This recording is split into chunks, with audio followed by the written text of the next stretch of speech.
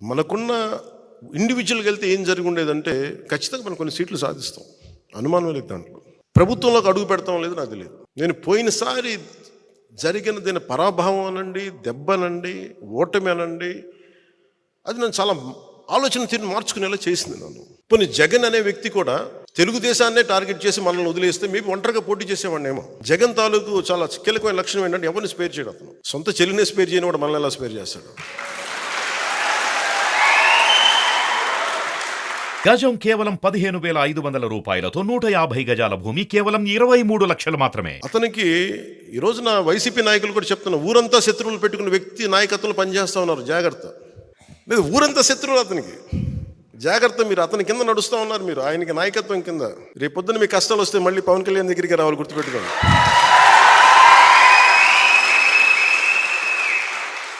మనస్ఫూర్తిగా మేము అందరినీ ఏదో ఒకలా మేము చూసుకుంటాం బాగా, ఎందుకన్నా చాలా పెద్ద మనసు. ఎందుకు పెద్ద మనసు అంటే కక్షపూరితంగా ఉంటే సమాజం విచ్ఛిన్నం అయిపోతుంది. మొన్న అడుగుతూ ఉన్నారు, మీరు అలా చేశారు ఇలా చేశారు, వాళ్ళు తిట్టారు ఇలా తిట్టారంటే నన్ను తిట్టింది ఎవరయ్యా అని అడిగారు. నన్ను వీధి కుక్క అని తిట్టిన వాళ్ళు కూడా ఉన్నారు. నన్ను అవి ఎందుకు భరించి ముందుకు వెళ్తాం? నన్ను పచ్చిబూతులు తిట్టిన వాళ్ళు క్షమించుతాను. క్షమించడం అనేది మానవ ధర్మం కదా అంటారు. ఉన్నత స్థాయి వ్యక్తిత్వంలో ఎవడైనా సరే క్షమించడం అనేది చాలా గొప్ప గుణం. అది నేను నేర్చుకున్నాను. ఎవరి దగ్గర నుంచి నేర్చుకోవాలో? నెల్సన్ మండేలా దగ్గర నుంచి నేర్చుకున్నాను. చాలాసార్లు మీరు తిట్టిన వాళ్ళతో మాట్లాడతారు, గౌరవిస్తారు, నమస్కారాలు పెడతారంటే నేను ఒకటే చెప్పాను. నెల్సన్ మండేలాని శ్వేత జాతీయులు 2 దశాబ్దాల పాటు జైల్లో పెట్టి, రాబిన్ ఐలాండ్లో జైల్లో పెట్టి, చిన్నపాటి సెల్లో పెడితే అతను విప్లవకారుడు. ఒకప్పుడు జైల్లోకి వెళ్ళిపోయి అతను ఇన్విక్టస్ అనే ఒక పద్యం చదువు, అదే ఒక ప్రేరణ అయ్యి దాన్ని 5-6 వాక్యాలను చదువుకుంటూ 22 దశాబ్దాలు బతికేసి, ఎవరైతే ఆయన హింసించారో, అవమానం చేశారో, ఆయన మీద మూత్ర విసర్జన చేసిన వాళ్ళని కూడా ఆయన భరించాడు. ఆయన ఏమన్నాడంటే, బయటకు వస్తే తెల్ల జాతీయులు అందరినీ సమూలంగా ఒక శిరిచ్ఛేదం చేయడానికి అంత మైండ్ సెట్లో ప్రజలు ఉంటే ఆయన అందరినీ ఏమన్నాడు, ఇది రెయిన్బో నేషన్, ఇది అందరం కలిసి ఉండాలి, ఈ దేశంలో జరిగిన తప్పులు జరిగిపోయినాయి, మర్చిపోదాం, పెద్ద మనసుతోటి మనం తీసుకోవాలని చెప్పి శ్వేత జాతీయుల్ని సంపూర్ణంగా అవమానపరిచిన శ్వేత జాతీయుల్ని సంపూర్ణంగా అర్థం చేసుకొని ముందుకు తీసుకెళ్ళిన మహానాయకుడు. అలాంటి మహానాయకుడు అలా ఉన్నప్పుడు నన్ను 10 సార్లు 10 మంది తిట్టుండొచ్చు నన్ను మహా అయితే. ఆ నాయకుడు స్ఫూర్తితోటి నేను పెద్ద మనసుతోటి వదిలేస్తాను అంతే. దీనికి కారణం ఏంటంటే ప్రజలు బాగుండాలి, కక్షలు పెట్టుకుంటే విధ్వంసం తప్ప నిర్మాణం ఉండదన్న ఒక సదుద్దేశంతో భరిస్తాను. దాంట్లో భాగంగానే పొత్తులో కూడా ఒక మాట అటు ఒక మాట ఇటు ఉంటుంది. పై స్థాయి నాయకులు మాట్లాడినా కొన్నిసార్లు కింద స్థాయి నియోజకవర్గపు స్థాయి నాయకులు, ఇంకా పంచాయతీ స్థాయి నాయకులు కూడా ఒకసారి కొంచెం ఇబ్బందికరమైన పరిస్థితులు ఉంటాయి. నాయకత్వపు లక్షణాలు పంచాయతీ స్థాయి నుంచి వార్డు స్థాయి ఎవరికి ఉన్నా కానీ దీన్ని అర్థం చేసుకుని పైకి వెళ్ళకపోతే నేను చేసే ప్రయోజనం ఆ ప్రాంతం వరకు నిష్ఫలం అవుతుంది. ఎందుకంటే దీంట్లో నేను అందరికీ మాటిస్తున్నాను, ఈ పొత్తుతోనే మనం ప్రభుత్వం తీసుకొస్తున్నాం. జనసేన తెలుగుదేశం ప్రభుత్వాన్ని తీసుకొస్తున్నాం.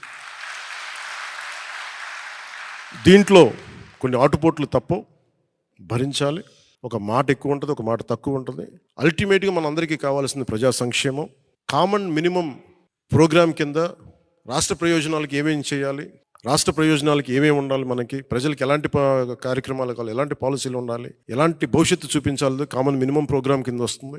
కామన్ పొలిటికల్ ప్రోగ్రామ్ కింద లోకల్ బాడీస్ దగ్గర నుంచి, పరిషత్తుల దగ్గర నుంచి, మొత్తం అన్ని విభాగాలు, స్థానిక అన్ని పంచాయతీల దగ్గర నుంచి మొదలుకొని కార్పొరేషన్ల వరకు జనసేన ఖచ్చితంగా 3వ వంతు సీట్లు మనం తీసుకుంటాం దాంట్లో. ఎందుకంటే మీరందరూ ఈరోజు కూర్చున్న పెద్దలు కూడా అందరూ కూడా కనీసం 3వ వంతు మనం వార్డ్ మెంబర్స్గా ఉండాలి. ఓటు ట్రాన్స్ఫర్ అవ్వాలంటే ఖచ్చితంగా ఇది జరుగుద్ది. ఇవన్నీ మాట్లాడుకున్నాం, దీన్ని ముందుకు తీసుకెళ్తాం. కేవలం నేను ఎమ్మెల్యే సీట్ల దగ్గర ఆగిపోవట్లేదు, ఆ దృష్టిలో మీకు పెడుతున్నాను. ఎందుకంటే ఒక పార్టీ నిర్మాణం లేదంటే మండల స్థాయి, గ్రామ స్థాయి, పంచాయతీ స్థాయి, వార్డు స్థాయి వరకు నాయకత్వం ఉండాలి ఒక పార్టీకి. ఇది చాలా చక్కటి అవకాశం మనందరం పెంపొందింపు చేసుకోవడానికి. టీడీపీకి మనం కలిస్తే ఏమైపోతుందంటే ఇద్దరం కలిసి నిర్మాణం చేసుకోవచ్చు. వాళ్ళు పునర్నిర్మాణం లేదంటే వాళ్ళకి కొంత ఎక్స్ట్రా బలం తీసుకోవచ్చు, మనం బలమైన నిర్మాణం చేసుకోవచ్చు. ఇది ఇద్దరికి మంచిది. ఇది భవిష్యత్తు ఏది ఎట్లా ఉన్నప్పటికీ కూడా ఈ క్షణం మనం ఇప్పుడు చేయాల్సింది సంపూర్ణంగా ఒక మాట అటున్నా, ఆటుపోట్లున్నా, ఇటున్నా కానీ మనం కలిసే వెళ్తున్నాం. అలాగే వారు 2 సీట్లు అనౌన్స్ చేశారు కాబట్టి ప్రత్యేక పరిస్థితుల్లో, నేను కూడా ప్రత్యేక పరిస్థితుల్లో ఈ రోజున రిపబ్లిక్ డే రోజున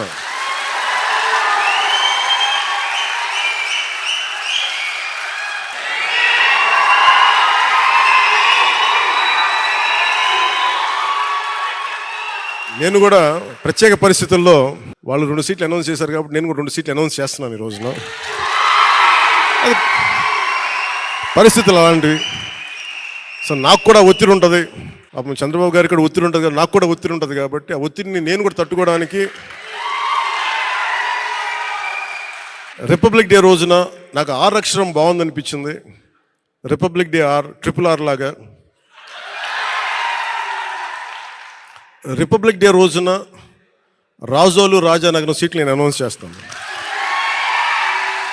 సో ఈ రిపబ్లిక్ డే రోజున అందరం బాగుండాలి, అద్భుతాలు జరగాలి మనస్ఫూర్తిగా కోరుకుంటూ, రాష్ట్ర ప్రజలకి బంగారు భవిష్యత్తు జనసేన తెలుగుదేశం ప్రభుత్వం ఇస్తాయని మనస్ఫూర్తిగా కోరుకుంటూ, ఈ పర్యాయం నన్ను నమ్మండి, వ్యూహం నాకు వదిలేయండి. ఏ వ్యూహం వేసినా నన్ను సంపూర్ణంగా నమ్మండి. నేను విహంగ వీక్షణం చేస్తాను, మీరు నన్ను నమ్మండి. నాకు దశాబ్దం అడగట్లా, ఈ ఎన్నికలు దాటనివ్వండి, 5 సంవత్సరాలు టైం ఇవ్వండి. నాకు మీ గౌరవానికి ఏ మాత్రం భంగం వాటిల్లకుండా మన నాయకులకి ప్రతి ఒక్కరికి గుర్తించే బాధ్యత నేను సంపూర్ణంగా తీసుకుంటాం. ఈసారి కలిసి పనిచేద్దాం. ఎప్పుడు విడిపోయి మనం పలచన పడిపోయాం, ఈసారి కలిసి ఉందాం, చిక్కగా ఉందాం.